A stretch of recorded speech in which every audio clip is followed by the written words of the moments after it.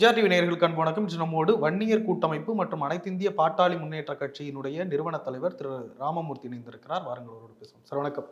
வணக்கம். ஒரு காலகட்டத்தில் நீங்க பல இடத்துல சொல்லியிருக்கீங்க, தன்னுடைய குடும்பத்துல இருந்து யாருமே கட்சிக்கு வரமாட்டாங்க, அரசியலுக்கு வரமாட்டாங்க அப்படின்னு சொல்லிட்டு இருந்த ராமதாஸ் மகன் தாண்டி இப்ப பேரன் வரைக்கும் கொண்டு வர்றாரு.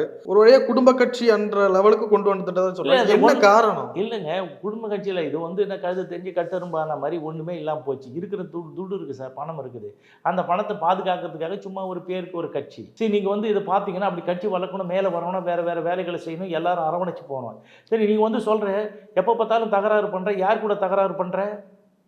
நீங்கள் தகராறு பண்ணுற, பிரச்சனை பெருசாக்குற, யார் கூட சண்டை போடணும்? யார் நீ? முதல்ல இந்த நம்மளுடைய கட்சி கொள்கை என்ன? நாம் என்ன, யார் பாதிக்கப்படுகிறானோ அவனுக்காக நின்று குரல் கொடுக்கணும். பாதிக்கப்படுறவனுக்காக குரல் கொடுக்குற, எதிர்ப்பு காமிக்கிற. நான் 7 அம்பேத்கர் சிலையை ஒரே நாளில் திறந்தேன் சொல்கிறீங்க. என் வீட்டுக்கு முன்னாடி அம்பேத்கர் சிலை இருக்குதுன்னு சொல்லிட்டு இது ஒரு பேர் மட்டும் வச்சுக்கிட்டு என்ன பண்ணுறேன்? சின்ன பிரச்சனை இருந்தாலும் ஈரை பேனாக்குவது, பேனை பெருமாளாக்குவது, பெரும் பிரச்சனையாக்குவது, ஊரை ரெண்டாக்குவது, உடையை அடி உதையில் தகராறில் மாட்டி விடுவது, ஊர் சண்டையை கலப்புவது, பம்பு வடக்கில் மாட்டி விட்டு நீ மாட்டு போயிட்டு இருக்க. அதுதான் நடக்குது. நீ யாருக்கு குரல் கொடுக்கணும்? பாதிக்கப்பட்டவன் எவனும் அவருக்காக குரல் கொடுக்கணுங்க. அதுதாங்க கட்சி நடத்துறவனுக்கு அழகு. யாராக இருந்தாலும் அது என்னைக்காவது செஞ்சுருக்கிறியா? இல்லையே, செய்ய போகிறதும் இல்லை. நீ எல்லா வம்பு தும்பு எல்லாத்தையும் பார்த்தீங்கன்னா இப்படி தானே செஞ்சுட்டு இருக்கீங்க. இது என்ன வன்னியர் மட்டும் வாழுகின்ற தனி தீவா தமிழகம்?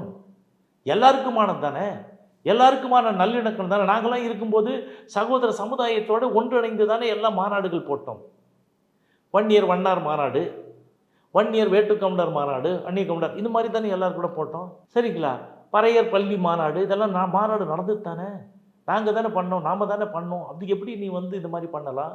ஒரு ஜாதிக்குன்னு ஒரு கட்சி சொல்லிட்டு நீ சொல்கிற இது பாமக என்பது ஜாதி கட்சியிலே, ஜாதி என்பது ஒரு அழகான சொல். யார் இதெல்லாம்? அன்புமணி. அப்புறம் எதையா டாட்டு குத்திக்கின சொல்லுங்க. நீ நாமினேஷன் ஃபைல் பண்ணுற, நீ என்ன ஜாதினா கோடு போட்ட 2016 சீஃப் மினிஸ்டர் கேண்டிடேட் தானே. அப்போ ஏன் இது நடந்தது? இது அன்புமணி தானே செய்கிறாரு.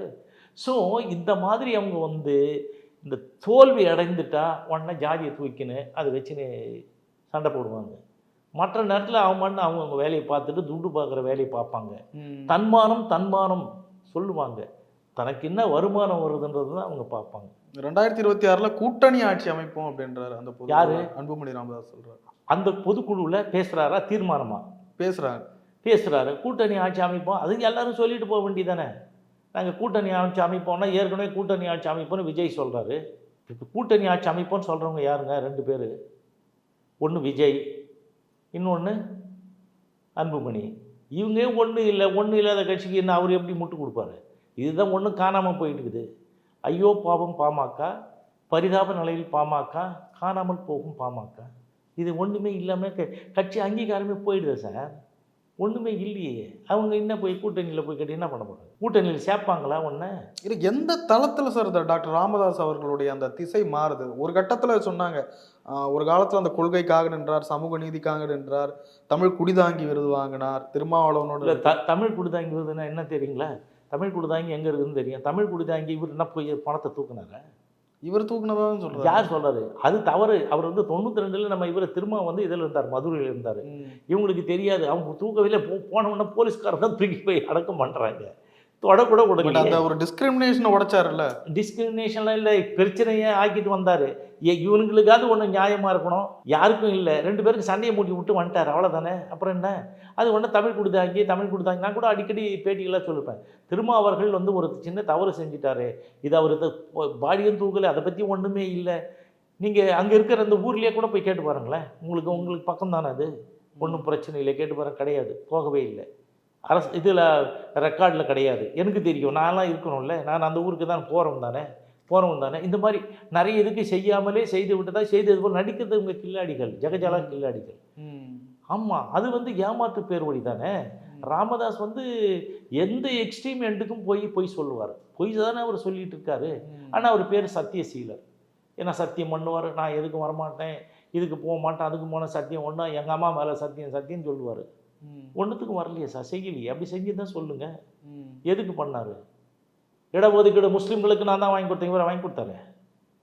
இடஒதுக்கீடு அது அருந்ததிற்கு நான் தான் வாங்கி கொடுத்தேன் போராடி. அப்போ ஏன்டா நீ வந்து கேட்பானா கேட்கலையா, ஊரில் இருக்கிற வண்டி எனக்கு ஏன் வாங்கி கொடுக்கலன்னு கேட்பாங்கல்ல சார். அப்போ எங்கே போய் என்ன வச்சுட்டு இருக்கீங்க, என்ன பேசுனீங்க? இல்லை, ஒரு வன்னியர்களுக்காகன்னு சொல்லிட்டு ஒரு கட்சி வன்னிய சமுதாயத்தை முன்னேற்றணும் அப்படின்னு அதிகமாக பேசுகிறாங்க. பண்ணியிருக்காங்களா?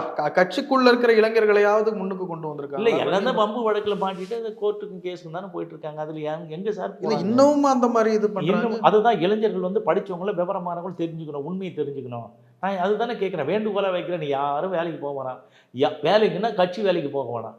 நீங்கள் அவங்கவுங்க வீட்டில் இருந்தும் வேலையை பாருங்கள். நான் இருக்கிறேன் உங்கள் பின்னாடி இருந்து இந்த சமுதாயம் முன்னேற்றத்துக்கு நான் செய்ய வேண்டியதெல்லாம் செஞ்சுக்கிட்டு இருக்கேன். நீ மற்றவங்களோட ஏன் பகைமை பாராட்டுறீங்க? பாராட்ட வேண்டிய அவசியம் என்ன? உன்னோட உழைக்கிறவங்க, உன்னோட இருக்கிறவங்க, உங்கள் சமமாக இருக்கிறவங்களோட நீங்கள் எதுக்கு நெருடல்? உங்களுக்கு என்ன பிரச்சனை? நீங்கள் வந்து கல்வி பயில்கிற இடத்துல, வேலை செய்கிற இடத்துல சின்ன சின்ன பிரச்சனைகள் வருதுன்னு வச்சுங்களேன். இப்போ வந்து ஒருத்தர் வந்து இப்போ ராம்தாஸ் தானே முதல்ல வந்து காதல் பண்ணவர். அந்த சரஸ்வதி என்ன காதல் பண்ண படிக்கும்போது 3வது வருஷம் படிக்கும்போதே இது பண்ணி விட்டுட்டு ஓடியான்ட்டார். அவரை பிடிச்சி கட்டி போட்டு 5 நாள் வச்சுருந்து அதுக்கப்புறம் கல்யாணம் பண்ணி வச்சாங்க. ஸோ நீ தப்பு பண்ணது நீ தானே, அப்போ தானே நீ தானே இது பண்ணுறீங்க.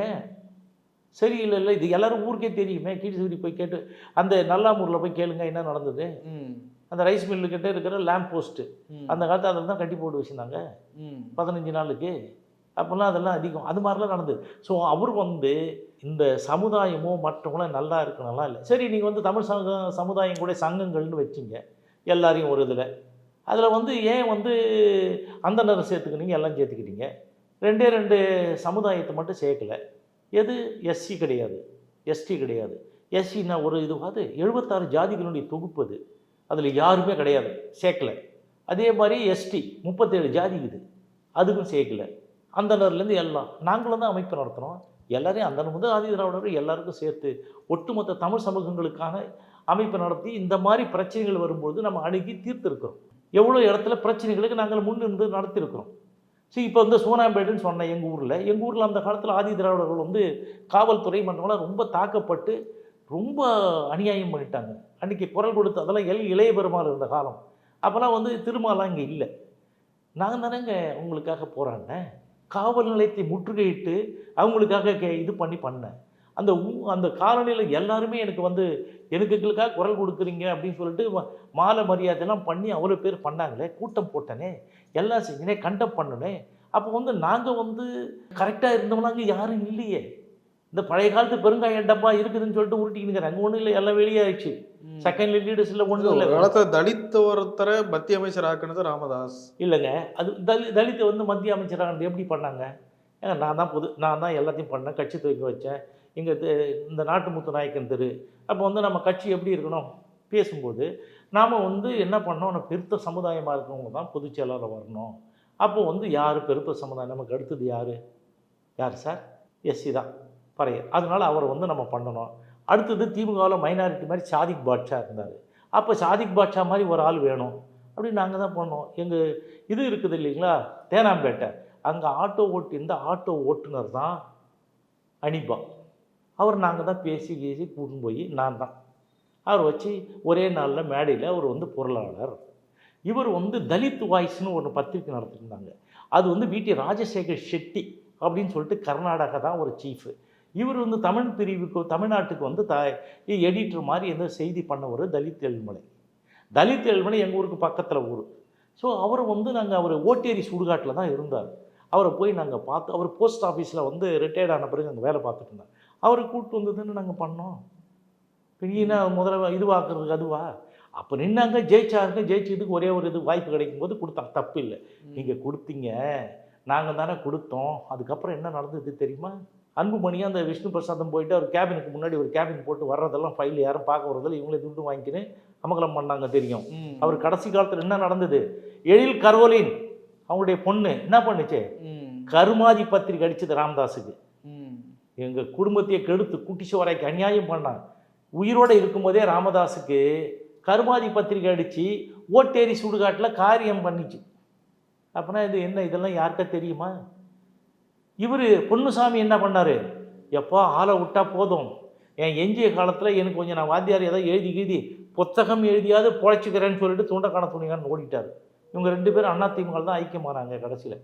ஸோ இதெல்லாம் வரலாறு, அவங்க சொல்லுவாங்க. ஆனால் இதெல்லாம் இதை பேசுறதுக்கு யார் இருக்காங்க? தெரிஞ்ச நான் தான் இருக்கிறேன், உயிரோடு இருக்கிறேன்.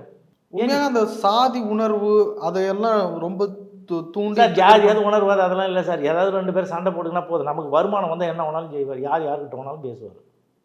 இல்லை, ராமதாஸ் அவர்கள் சாதி வெறியை தூண்டுகிறார் அப்படின்ற மாதிரிலாம் விமர்சனம் வைப்பாங்க. அப்படியெல்லாம் பண்ணுவார் அவர்? இல்லை, இப்போ அது மாதிரி தானே பண்ணுறாரு. இப்போ எதுக்கு சார் சண்டை நமக்குள்ள? யாருக்குள்ளேயும் சரி, தமிழ் சமூகங்களுக்குள்ள நமக்கு என்ன சண்டை? அவங்க உழைக்கிறாங்க, அவங்க வராங்க, அவங்க மேலே வராங்க. சரி, ஒருத்தர் யாராவது ஒருத்தர் கல்யாணம் பண்ணிக்கிறாங்க, அதுக்கு என்ன பண்ணுறீங்க? ஆள் வச்சு அடிக்க சொல்கிறீங்க. இது இப்போ ஒன்றும் இல்லை. இந்த நம்ம எடப்பாடின்னு ஒரு ஊர் இருக்குது, உங்களுக்கு தெரியும். எடப்பாடி இருக்குது, எல்லா ஊர்லேயும். இப்போ வாழப்பாடி இருக்குது. வாழப்பாடியில் ஒரு சிலர் திருமணம் பண்ணிக்கிட்டாங்க, வண்டியரும் பறையரும் திருமணம் பண்ணிக்கிட்டாங்க. ஓகே, இவன் என்ன பண்ணுறான்? ஆள் விட்டு போய் அவங்க வீட்டு பூந்து அடிங்க, இந்த மாதிரி இது பண்ண பண்ணுறாங்க. அவங்க போய் கலாட்டா பண்ண உடனே எல்லார் பேர்லேயும் போலீஸை பிடிச்சி போட்டான் கேஸு. இன்னும் அது நடந்து அவங்க குழந்தை குட்டி எடுத்து அதெல்லாம் ஸ்கூலுக்கு போய் காலேஜ் போகிற லெவலுக்கு வந்துக்குது. இன்னும் அவங்க என்ன கோர்ட்டுக்கு போயிட்டுருக்காங்க. அந்த தகராறு பண்ணி பிரிக்கணும்னு பார்த்தவங்க சேர்ந்து வாழ்கிறாங்க. ஸோ இந்த மாதிரி நிறைய இடங்கள் இருக்குது சார். அதனால் அவங்களுக்கெல்லாம் ஒன்றும் படிக்க தெரியாதா? இளவரசன் திவ்யா அதெல்லாம் என்ன வாயில் விரல வச்சா கடிக்க தெரியாதா? 2 பேரும் டிகிரி கொடுறோம், விருப்பம் கல்யாணம் பண்ணி. நீ யார் நான் யார்? உன் வீட்டில் நீ அந்த மாதிரி வேறு யாருக்காவது மாற்றி கல்யாணம், உங்கள் வீட்டில் இருக்கணும் எல்லாருமே வேறு வேறு சமுதாயத்தில் தானே கல்யாணம் பண்ணியிருக்காங்க. அப்புறம் என்ன ஊருக்கு மட்டும் இது பண்ணி கலாட்டா பண்ணுற?